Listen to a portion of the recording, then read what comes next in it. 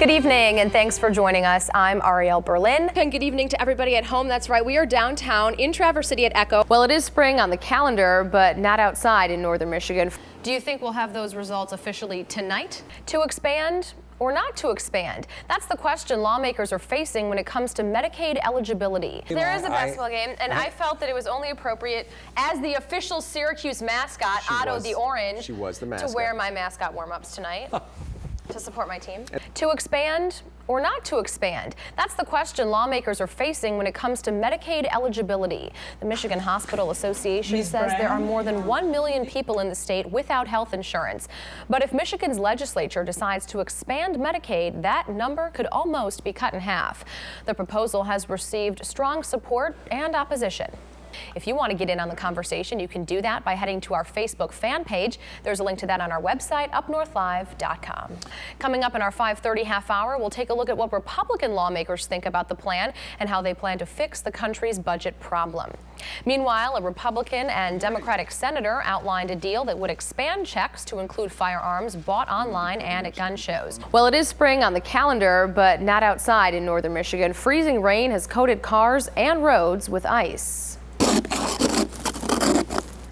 One of the main concerns is that the winter weather will knock out heat, power, and communication services to homes and businesses, sometimes for days at a time. Right now, the roads are pretty slick. Officials say to take it easy if you're out tonight and to plan ahead for tomorrow morning.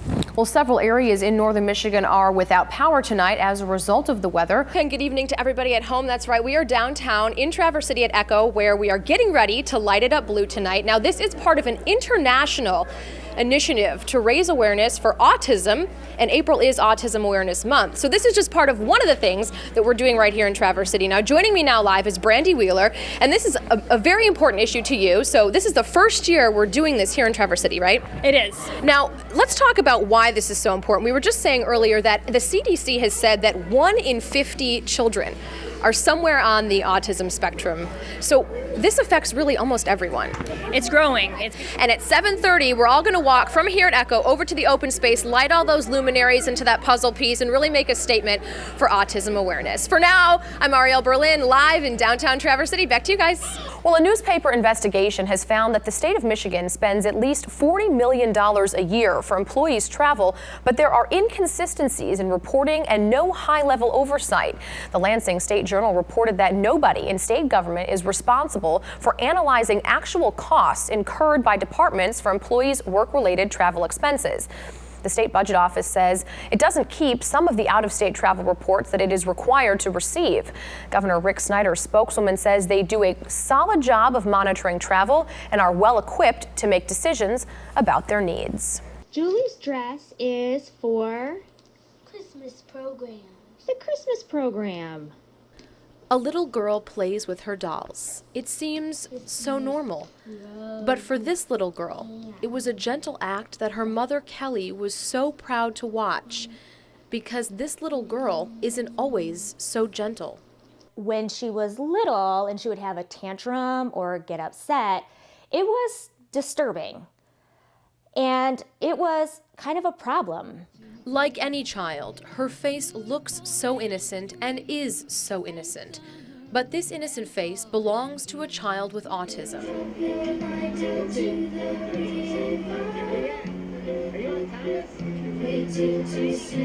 Isabel was very young when she started having difficulty speaking, controlling her impulses, and interacting with people. Her problem behavior turned out to be aggression. And as she got older, the aggression got worse. I started having significant injuries, black eyes. I was sent to the hospital many times with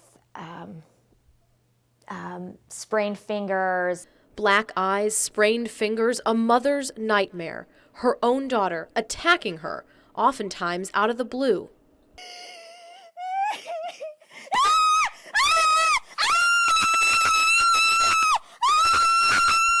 The first time she knocked me unconscious was about 2 years ago, and then again recently in November, and that was pretty bad. That was a level 2 trauma, and I had to go to Munson and stay there for a while.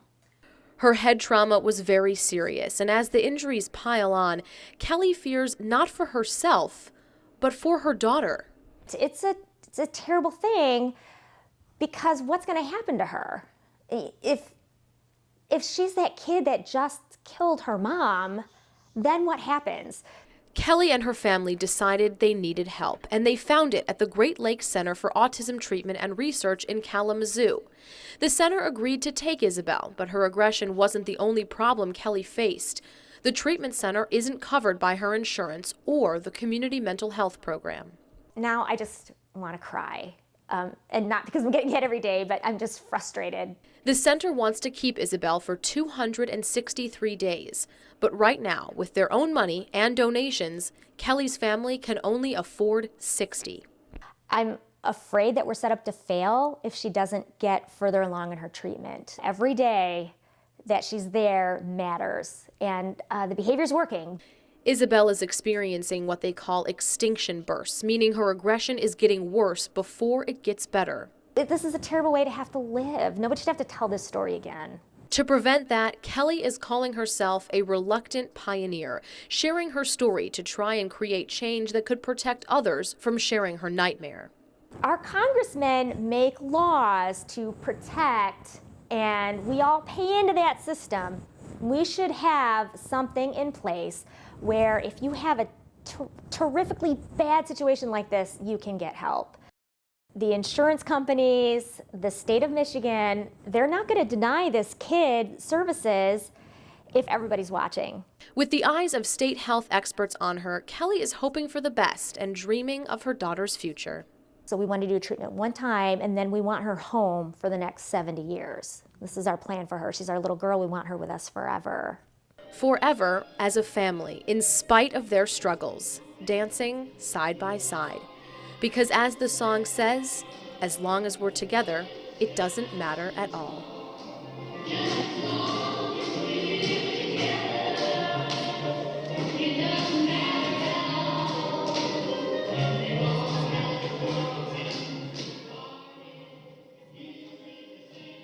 Before I could get out on the slopes, I had to do some paperwork, get my boots, and try on the right helmet for size. Safety first.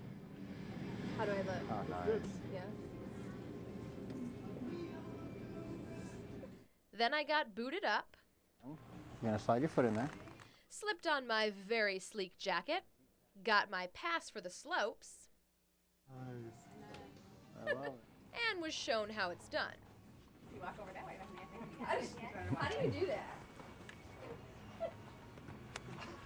Yeah, she is a pro. She's a I natural. feel like I'm gonna fall over, and she's like running past. Then we headed outside. Can you give me a piggyback ride? I can do that. It's you know, it's not normally in the protocol. But Okay.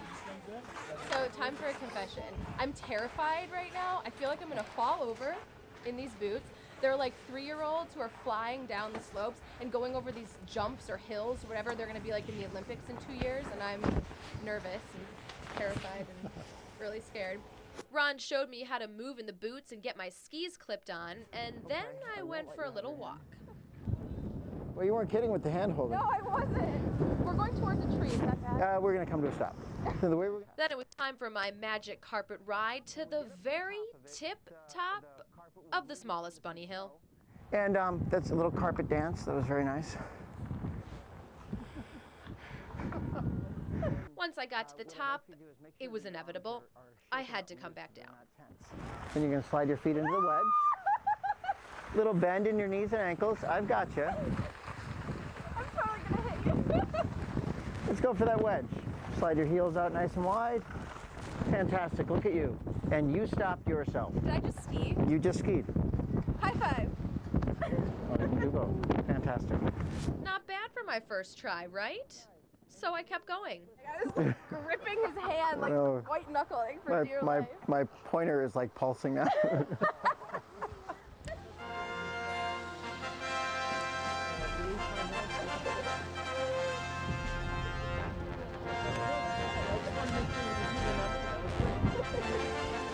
Hey! Is that good? That was beautiful. Am I a pro now? You're a pro.